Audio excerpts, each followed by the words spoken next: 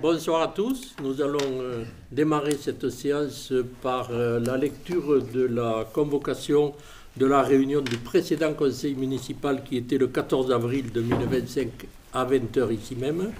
L'ordre du jour était le suivant. Approbation du compte financier unique 2024, budget commune et budget annexe. Affectation des résultats budget commune et budget annexe. Vote des taux des taxes locales. Vote des budgets primitifs, budget commune et budget annexe, animation et subventions, programmation culturelle 2025, adhésion au service d'aide à la rédaction d'actes administratifs avec Aveyron Ingénierie, tarif boutique pour la saison 2025, convention d'exposition actualisée à la bibliothèque, contrat non permanent pour accroissement saisonnier d'activité et enfin bien soumis à droit de préemption urbain. Voilà, vous avez reçu le procès verbal et je propose que nous le signions. Suzanne, tu étais secrétaire, oui. Donc... je veux le signer. Ah, pardon. J'ai compris. Et ça, c'est le registre des délibérations. Il faut signer aussi. Les deux? Oui. Merci. Voilà, café.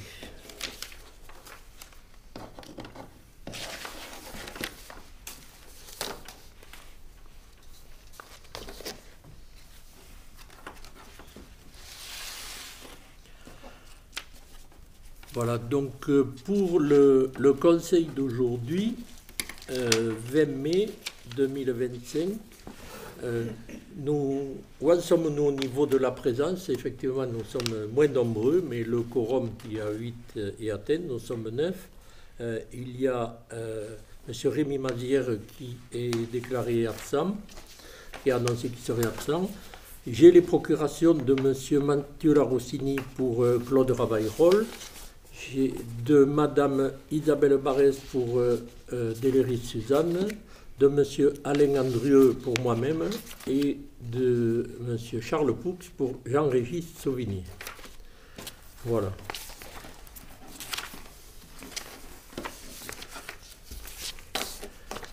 Donc l'ordre du jour est le suivant. Réseau de chaleur, validation du candidat maître d'œuvre au marché de fourniture. Bâtiment public, plan de financement actualisé pour les rénovations énergétiques du bâtiment La Pérade et de la salle des fêtes. Piscine, tarif buvette 2025. Culture, modification tarifaire entrée maison du gouverneur. Ressources humaines, fixation du taux de promotion au sein des effectifs. Et 3 autres points en ressources humaines, suppression, création de postes suite à changement de grade, mise à jour du tableau des effectifs par grade, création de postes saisonniers. Au niveau ICPE, régularisation d'un élevage canin EURL Charme et urbanisme bien soumis à droit de préemption urbain. Alors, concernant ce conseil-là et l'ordre du jour que je viens de vous présenter, que nous avions envoyé dans les délais légaux dès le 14 mai, ça va être jeudi dernier, je dois vous faire état de mon profond mécontentement, car nous devons apporter des modifications, ce qui est fort heureusement pas habituel, mais nous allons essayer d'en limiter les conséquences.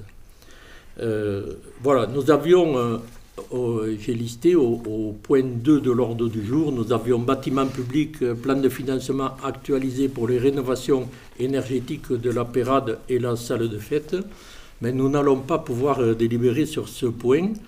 Je suis très mécontent parce que dès le mois de janvier, nous avions averti la maîtrise d'œuvre de la date de ce conseil et de la nécessité pour eux de produire les chiffrages à temps et en heure de façon à ce que nous puissions adopter la délibération qui est nécessaire pour que nous puissions demander les financements et subventions, sachant que pour le département, par exemple, il faut déposer là avant la fin du mois de mai.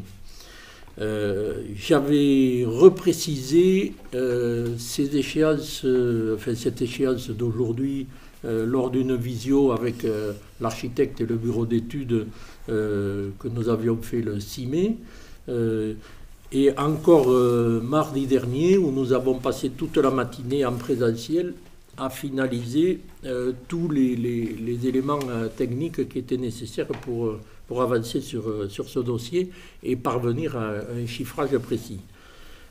Finalement, je n'ai reçu les éléments de chiffrage que tout à l'heure à 18h30 et de façon à la fois très précise mais totalement inexploitable pour arriver à extraire les chiffres, enfin les éléments qui sont subventionnables et les ajouter de façon correcte afin de vous les présenter ce soir. Je ne rentre pas dans le détail, mais nous parlons de sommes qui atteignent 900 000 euros hors taxes et nous n'avons pas le droit de passer à côté. Donc, alors, on n'examinera pas ce point ce soir. Cela peut-être peut nous amener, mais on en décidera ensemble d'avancer le prochain conseil de juin. On va voir comment on peut ajuster les échéances là, au regard des échéances. Et concernant le deuxième point à modifier, celui-là, il est pas, il est supprimé, mais je vous propose une modification. Sur le point 4, là, nous avions proposé modification tarifaire entrée de la maison du gouverneur. En fait, pour tout un tas de raisons, il n'y a plus de sujet. Donc, nous n'allons pas présenter ce point. Par contre, je vous propose de remplacer ce point par le suivant, plan de financement de dévégétalisation de l'église Saint-Jean, où là par contre nous venons d'avoir les devis. Mais pour cela, j'ai besoin de votre accord, et si vous voulez bien, on va passer au vote. Il me faut un vote pour savoir si vous êtes d'accord ou pas, si vous acceptez ou pas de modifier ce point et de le présenter tel que je l'ai proposé. Voilà, donc qui est d'accord pour qu'on parle du plan de financement de dévégétalisation de l'Église?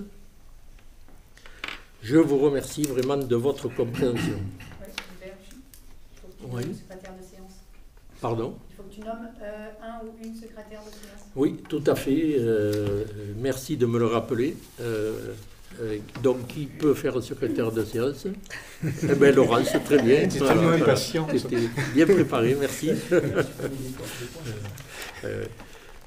Donc, on va démarrer par le premier point. Pierre-Jean, tu nous parles du réseau de chaleur? Oui, c'est ça. L'objet de cette délibération, c'est la validation du titulaire du marché de fourniture du réseau de chaleur. C'est une procédure qu'on avait lancée en décembre, avec une date limite fixée en février. Un seul candidat s'est manifesté et a pu répondre aux critères mentionnés dans le cahier des clauses particulières. Donc ce candidat, c'est Enercoa, que tout le monde ici connaît. Alors, dans le cadre de ce marché de fourniture, il sera nécessaire de clarifier la participation des agents communaux au fonctionnement du réseau de chaleur une fois mis en place. C'est-à-dire que pour que la surveillance soit plus simple et tout, un agent, plusieurs procéderont au contrôle. Alors, il y aura une surveillance quotidienne. Alors là, j'ai un tableau où on a estimé un peu le temps qu'ils consacreront, parce qu'effectivement, Enercoa paiera bien sûr le temps de l'agent communal qui le fera. Donc, bon, c'est une estimation qui pourra être ajustée en fonction des besoins et s'il y avait des dysfonctionnements qui apparaissaient ou des choses comme ça. Donc, la surveillance quotidienne, c'est chiffré à 2 minutes par jour,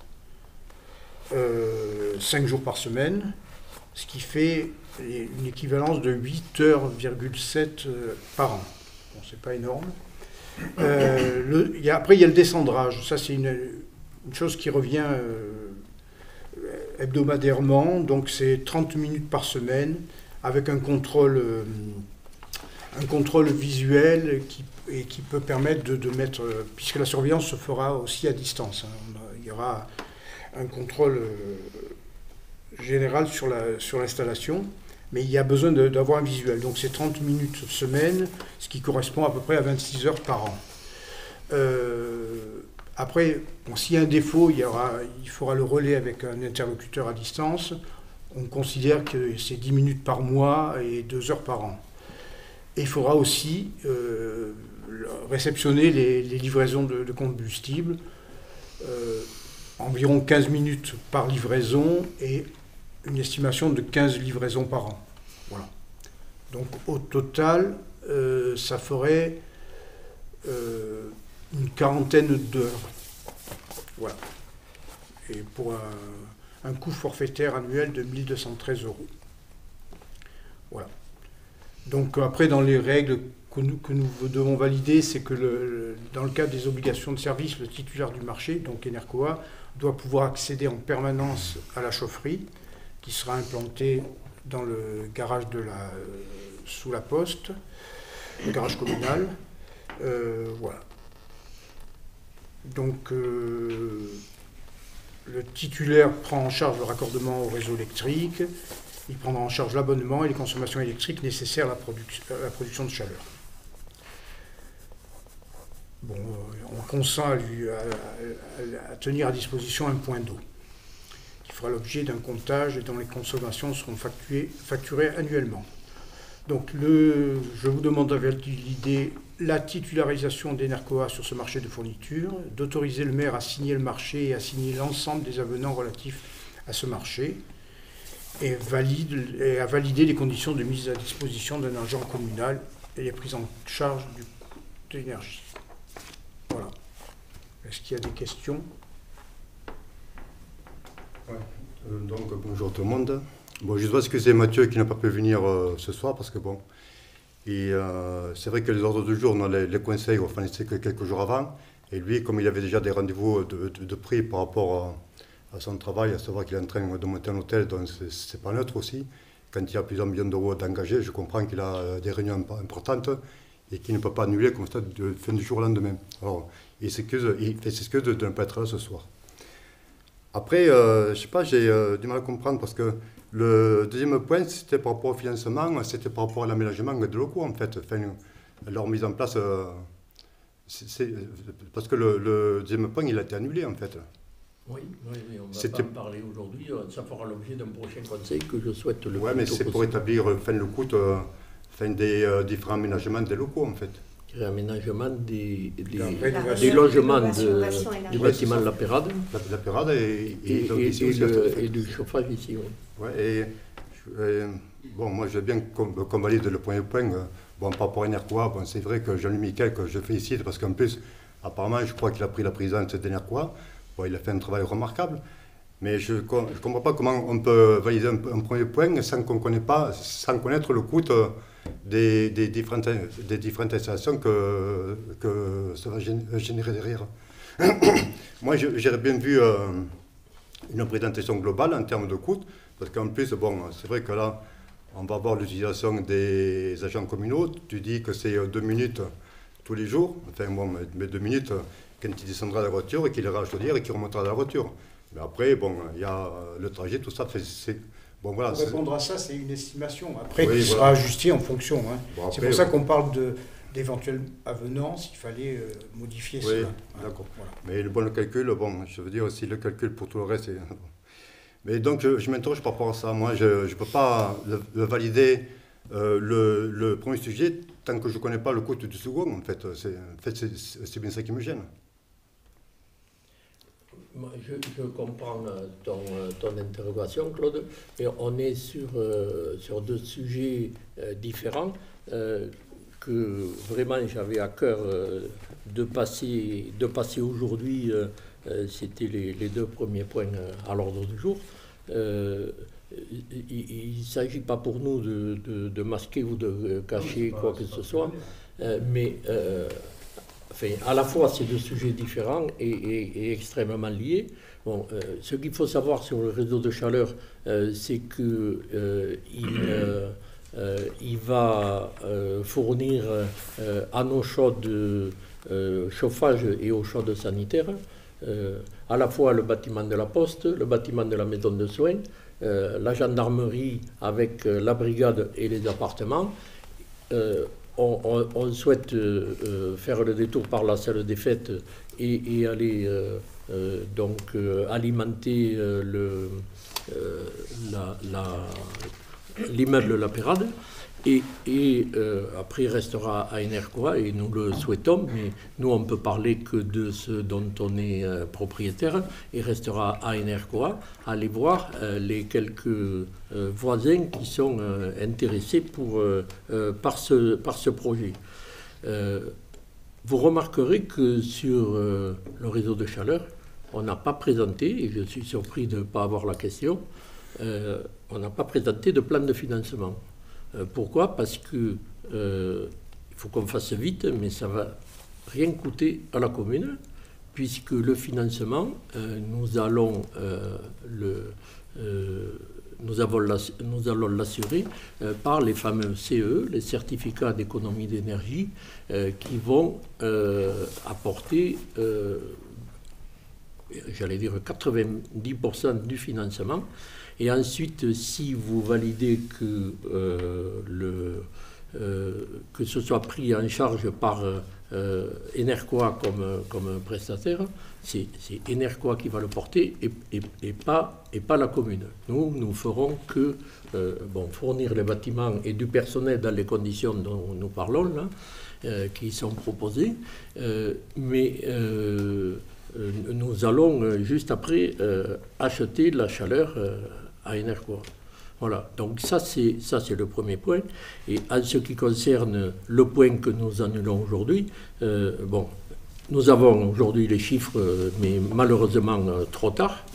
J'aurais aimé les avoir hier, au moins, même à la même heure ou même dans la nuit, qu'on puisse les mouliner dans la journée. Là, vraiment, c'était trop juste, je suis vraiment désolé, mais nous avons quand même je crois que c'était le 15 janvier dernier, présenté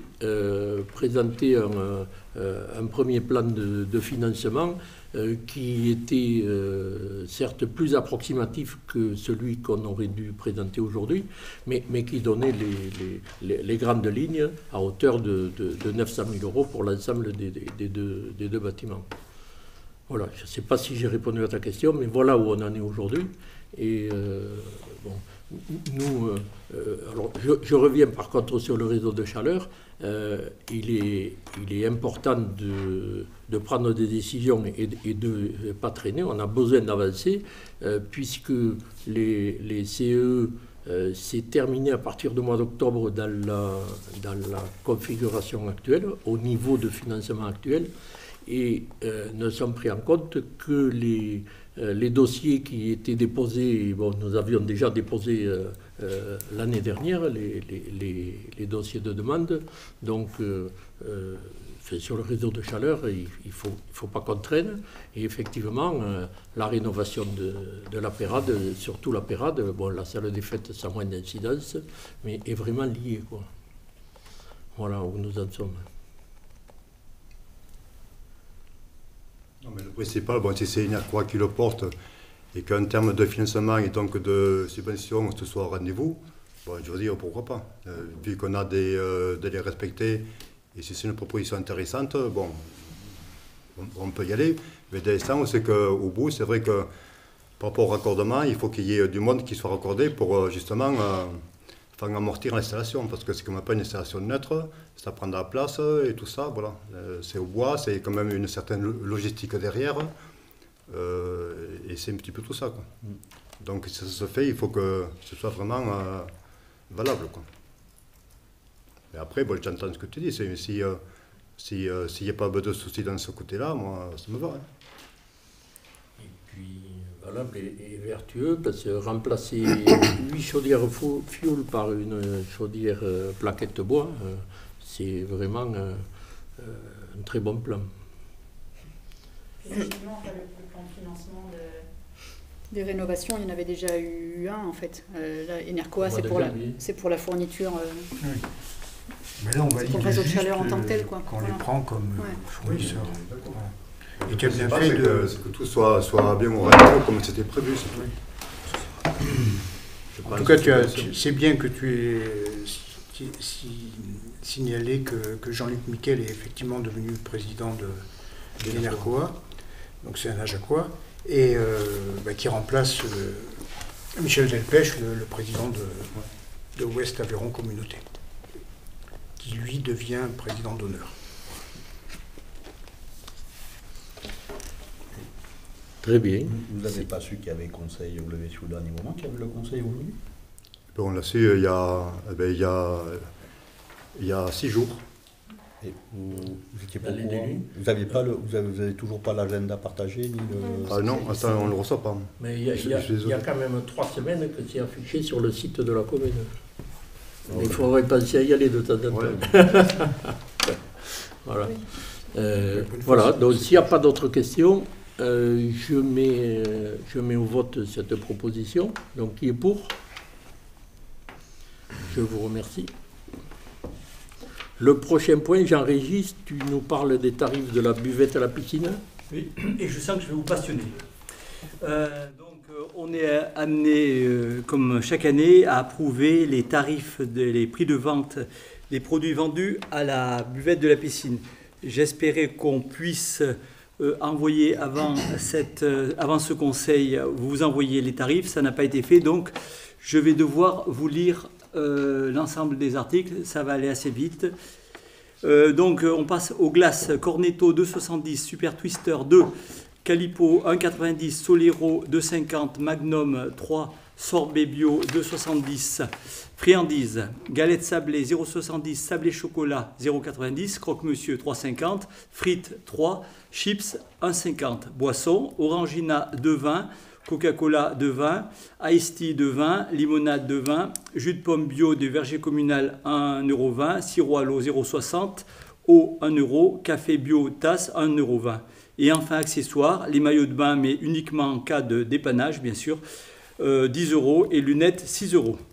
Et donc, le conseil municipal est appelé à voter, à adopter l'ensemble de ce tarif.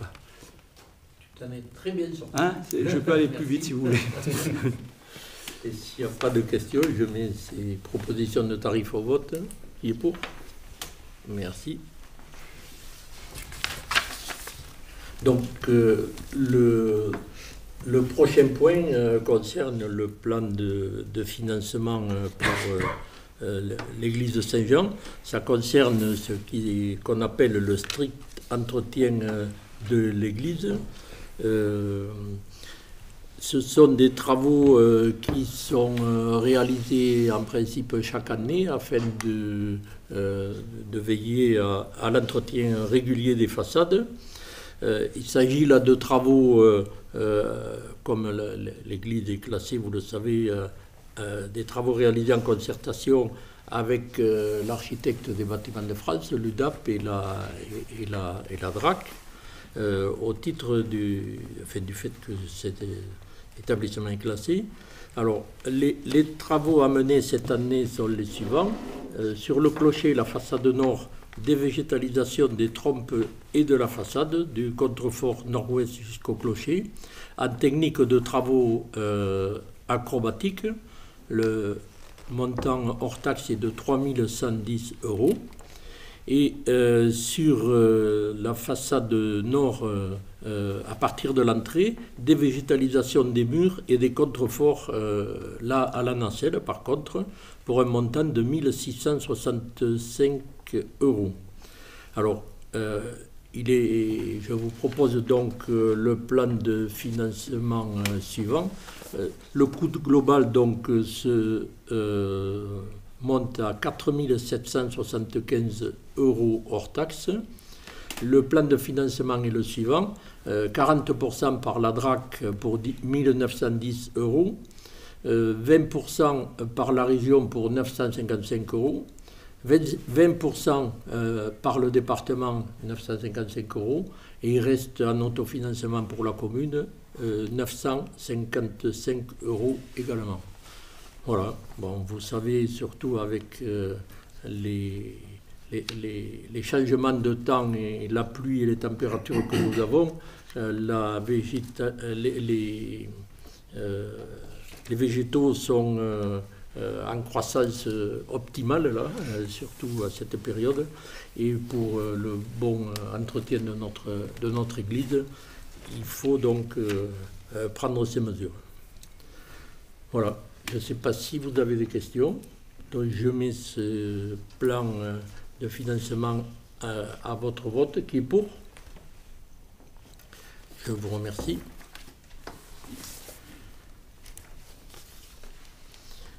On va passer aux ressources humaines et je passe la parole à Laurence qui va nous décliner les 4 points sur lesquels nous avons à voter. Oui, alors, c'est le premier, donc c'est à propos de la fixation du taux de promotion au sein des effectifs.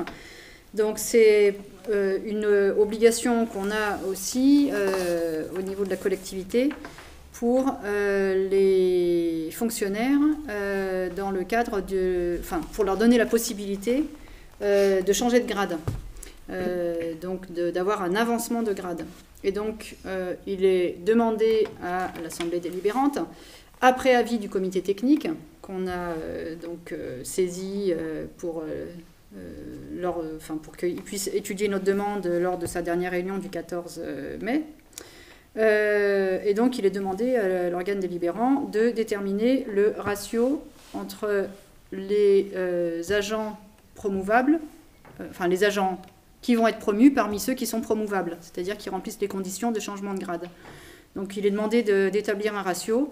Après en avoir parlé avec le centre de gestion, il est tout à fait possible d'établir le ratio à 100%, sachant que, en l'occurrence, cette année, ça concerne un agent. En fait, c'est surtout pour les grosses collectivités, m'a expliqué le centre de gestion, qu'on peut donner la possibilité de limiter sur 100% des promouvables. On va en promouvoir que, par exemple, 40%, 50%, 60% par an. Pour nous, il n'y a pas de raison de limiter vu les effectifs qu'on a. Donc, je vous propose d'adopter donc le taux, ce ratio à 100% pour tous les grades de la collectivité, et ce sans limitation de durée, c'est-à-dire qu'une fois qu'on a pris la délibération, chaque année, on établira la liste des promouvables, et parmi les promouvables, s'ils remplissent les conditions, 100% pourront être promus. Voilà. Mais la délibération, elle est valable pour... elle sera valable. Jusqu'à ce qu'une prochaine, elle la modifie. La modifie. Ouais. Si quelqu'un la modifie. Il n'y avait jamais eu de délibération de ce genre. Il y en avait eu, mais qui était limitée à une durée de mandat. Donc, qui ne sont plus applicables. Donc, on va la prendre pour un an. Donc, non, nous on la prend sans limitation de durée, justement. Ah, d'accord. Nous on la prend sans limitation de durée pour ne pas avoir à répéter ce travail à chaque fois. Parce qu'à chaque fois, il faut ressaisir le conseil du centre de gestion. Il y a des dates précises. Donc, autant avoir la délibération. Après, si un prochain conseil municipal veut le modifier, ce sera tout à fait possible. Mais s'il ne souhaite pas le modifier, au moins il pourra s'appuyer sur une délibération qui permettra de faire cet avancement de grade. Voilà. Donc je vous propose de fixer ce taux à 100% pour tous les grades. Très bien. Donc je mets au vote qui est pour. Je vous remercie. Et donc, nous passons par cette étape, puisqu'il y a effectivement un agent qui remplit les conditions, puisqu'il a passé et réussi un examen professionnel. C'est quelque chose qu'on encourage tout à fait, hein, de pouvoir évoluer au sein de la collectivité. On a des agents qui restent, qui font toute leur carrière au sein de la collectivité. On en a un qui est parti à la retraite récemment, Michou. Et donc voilà, on encourage tout à fait la possibilité pour les agents de pouvoir évoluer, mais étant dans la fonction publique, ça demande un certain nombre de dispositifs et de règles à suivre. Donc, maintenant qu'on a fixé ce ratio, il nous sera possible de procéder à l'avancement de grade de l'agent en question. Et donc pour cela, il faut créer le poste au nouveau grade auquel il sera et supprimer le poste au grade auquel il est actuellement. Donc il s'agit de délibérer pour faire cette manipulation, c'est-à-dire la création d'un emploi d'adjoint technique principal seconde classe permanent à temps complet et la suppression d'un emploi d'adjoint technique permanent à temps complet, puisque cet agent va passer, si vous avez suivi, du grade d'adjoint technique au grade d'adjoint technique principal deuxième classe. Donc c'est pas un poste à pourvoir qui est créé, c'est juste un avancement de grade d'un agent qui est en poste sur un poste permanent à temps complet. Voilà. Donc voilà. C'est sur ces deux points qu'il faut délibérer. Et donc, du coup, on fait en fait dans la même délibération, puisque c'est possible de le faire comme ça finalement, on fait les points 2 et 3 à la RH, c'est-à-dire la mise à jour du tableau des effectifs par grade. C'est pareil, on est obligé de le délibérer, puisqu'il y a la suppression de l'un des postes et la création d'un autre. Ça modifie le tableau des emplois. Donc, dans la filière technique, dans le cadre d'emploi agent technique, au grade d'adjoint technique, l'ancien effectif était de 8, il est désormais de 7. Et toujours dans la filière technique, au cadre d'emploi d'adjoint technique, au grade adjoint technique principal deuxième classe, il y en avait 0, il y en aura désormais. Ah, bravo. Voilà, donc toutes ces délibérations pour ça. Donc je vous demande, voilà. Merci pour ces explications qui ne sont pas simples à donner, je reconnais. Donc en fait, il s'agit donc de valider la suppression et la création d'emplois et d'accepter la modification du tableau des effectifs pour la filière technique. C'est bien. Donc s'il n'y a pas de questions, qui est pour? Je vous remercie. Et alors le dernier point, c'est que la saison arrive, donc on est en plein dans la préparation de la saison et donc les recrutements de saisonniers. Donc là c'est la création des postes de saisonniers, enfin d'une partie des postes de saisonniers, en tout cas ceux qui vont démarrer en juin, donc on les passe maintenant, sachant qu'en juin il faudra passer ensuite ceux de juillet et d'août. Mais là il y a déjà 3 postes à passer, qui sont les 2 postes d'agent d'accueil à la piscine, donc au grade d'adjoint administratif territorial. Je dis 2 postes, en fait, c'est pas qu'il y a 2 personnes en place, c'est que les personnes ne travaillent pas tous les jours et il y a des jours de repos, donc en fait il y a un roulement et donc c'est pour ça qu'il y a 2 postes qui sont à temps partiel. Donc le premier agent contractuel dans le grade d'adjoint administratif territorial pour faire face à un besoin lié à un accroissement saisonnier d'activité pour une période de 2 mois et 27 jours, donc allant du 5 juin au 1er septembre. Et le deuxième poste pour la piscine, l'accueil, c'est pareil, adjoint administratif territorial, pour la période du 5 juin au 2 septembre, voilà, pour arriver à boucler la piscine qui va ouvrir le 12 juin. La piscine ouvre le 12 juin jusqu'à fin août. Donc il y a ces 2 postes d'accueil à la caisse et entretien aussi de la piscine. Et enfin, un 3e poste qui est un poste d'adjoint technique pour la piscine aussi, mais là pour la maintenance technique de la piscine. Pour la période du 12 juin au 31 août. Voilà. Pour 38,5 heures du 12 au 30 juin, 73 heures en juillet et 68 heures au mois d'août. pour l'entretien de la piscine. Et on vous propose, donc pour ces postes d'adjoint technique, une rémunération par référence à l'indice brut 369, donc qui est légèrement au-dessus du minimum.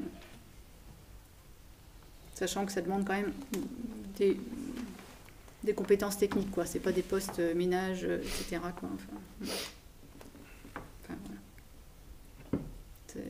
Il y a toute la machinerie là, de la piscine, enfin, c'est quand même pas facile, sachant qu'on a un agent aussi clé qui va devoir s'absenter pendant l'été. Pas plus. Déjà beaucoup. S'il n'y a pas de questions, je mets cette proposition au vote. Qui est pour? Je vous remercie. Le prochain point concerne la régularisation d'un élevage canin. Il s'agit de l'ERL Le Charme, qui est basé sur la commune à Boussagui. En fait, pour les élevages canins, il y a eu un changement de réglementation. Auparavant, il suffisait jusqu'à 100 chiens, je crois, d'une simple déclaration. Et après plusieurs soubresauts, j'allais dire, parce qu'il y a eu il y a une loi qui a été cassée par le Conseil constitutionnel. Bon, il a été légiféré. Et maintenant, il faut... c'est d'un système déclaratif, il faut passer maintenant à un système d'enregistrement et d'autorisation. Donc, sur le ARL, j'avais dit ERL, c'est EARL, pardon, Charme, c'est qui élève une centaine de chiens.